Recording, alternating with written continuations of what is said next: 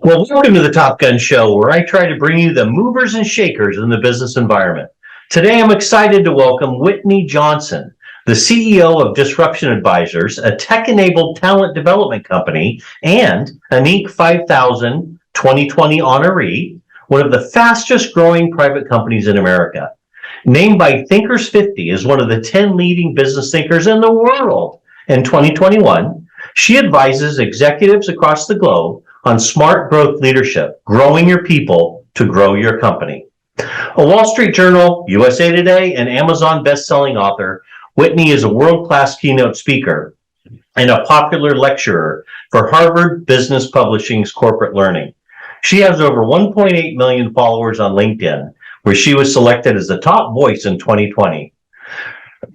Her course on fundamentals of entrepreneurship has been viewed more than 1 million times. Whitney, welcome to the Top Gun Show. Steve, thank you for having me. Well, I have to start by simply reading some of the endorsements of your best-selling book, Smart Growth. Stephen M.R. Covey, best-selling author of The Speed of Trust, wrote, "This book is tremendous. I couldn't stop reading. An elegant, simple framework and a seriously smart book." Tom Peters, best-selling author of In Search of Excellence, wrote, "Whitney Johnson has few equals when it comes to the topic of personal growth. And now she's written a true masterpiece." Bob Proctor, best-selling author of You Were Born Rich, wrote, "This is a groundbreaking book and a class by itself. It hooked me with the first sentence and kept getting more intriguing from there." What's the first sentence, you ask? Well, here it is. "Growth is our default setting. If that doesn't get you to buy this book, nothing will."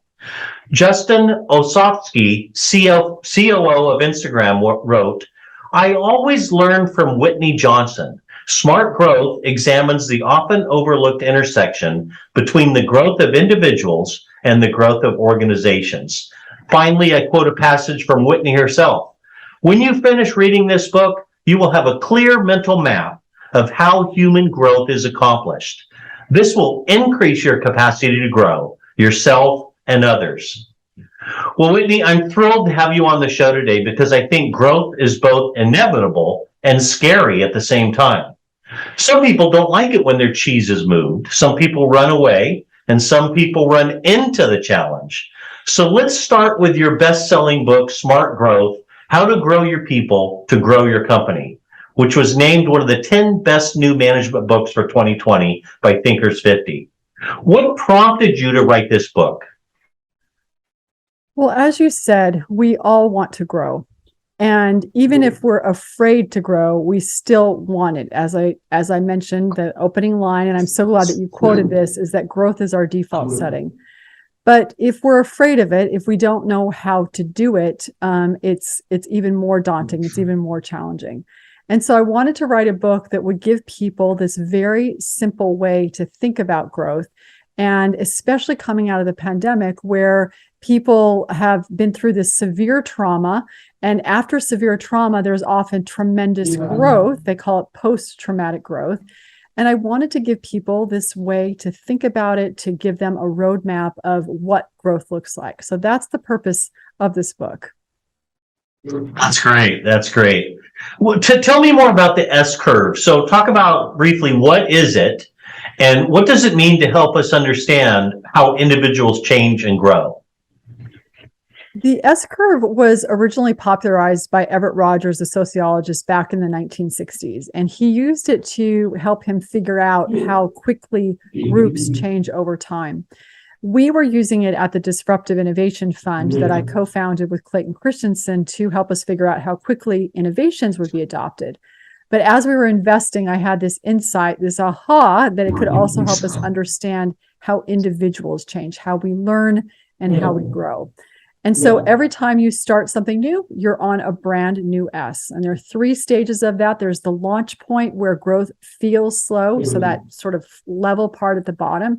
And then you tip into the sweet spot after you put in the effort, becoming increasingly competent and confident. So this steep, sleek back of the curve is the place where growth not only is fast, it feels fast.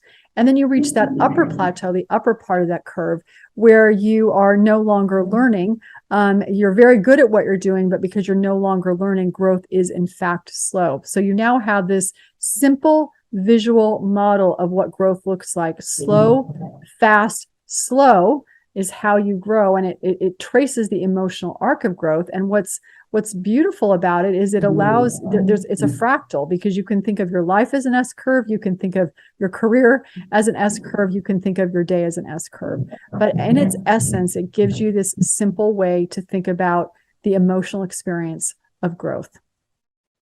Oh, that's a great answer, man. I love that concept. I know you work with some of the leading companies in the world using that principle. What are some of the good ones doing to apply this business concept? Well, one of our companies, or clients, I should say, that we work with is a company called Kraft Heinz, the makers of ketchup and Grey Poupon mustard.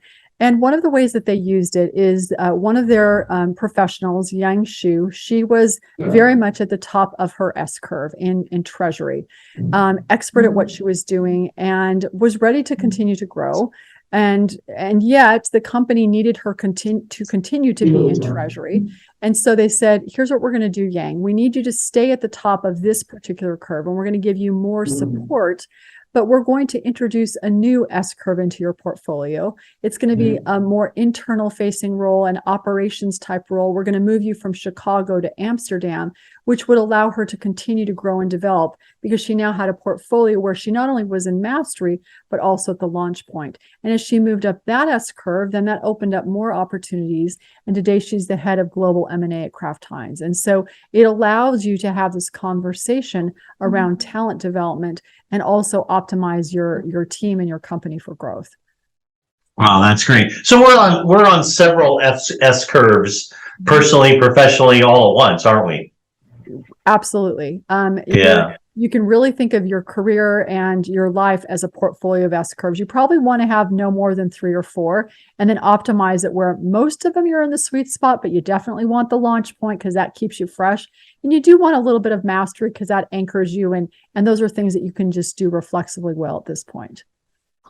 Well, you're in the mastery portion of your career on the S curve. I'm just guessing, Whitney. I'm just guessing. You know what, Steve? I would say I'm in the sweet spot, and I think that's what we're going for. Certainly, there are areas of my work where you could argue that I am in mastery. I think maybe as a podcaster, I'm tipping into mastery, and maybe as a speaker, I'm tipping into mastery. But there are definitely some places where I feel like I'm at the launch point, because we have an assessment that we use so that you can see where you are in your growth. We're just now building that. Definitely the launch point. Scaling a business, definitely the launch point.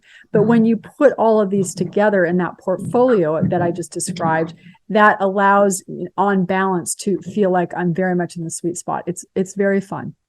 That's great. That's great. Well, what's the key takeaway in a sentence or two that you want the viewer of this interview to understand about your book? I want you to understand that if you have in your brain this simple visual model of what growth looks like, it's giving you a map. You're understanding it. You get smart about growth. Once you do that, you're going to be able to grow. And the more you grow, the more you can grow. Love it. Great finish right there. Well, Whitney, I know you're a fan of the Top Gun show, and then I know that there are millions and millions of people watching you right now. Why don't you tell the viewers a fun little known fact about yourself?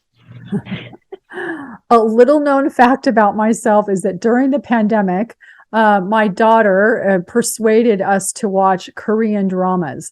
And as a consequence, what I thought was going to be just one show turned out to be, I don't know, several hundred hours of shows. And so I have been delighted by the stories, the plots, just the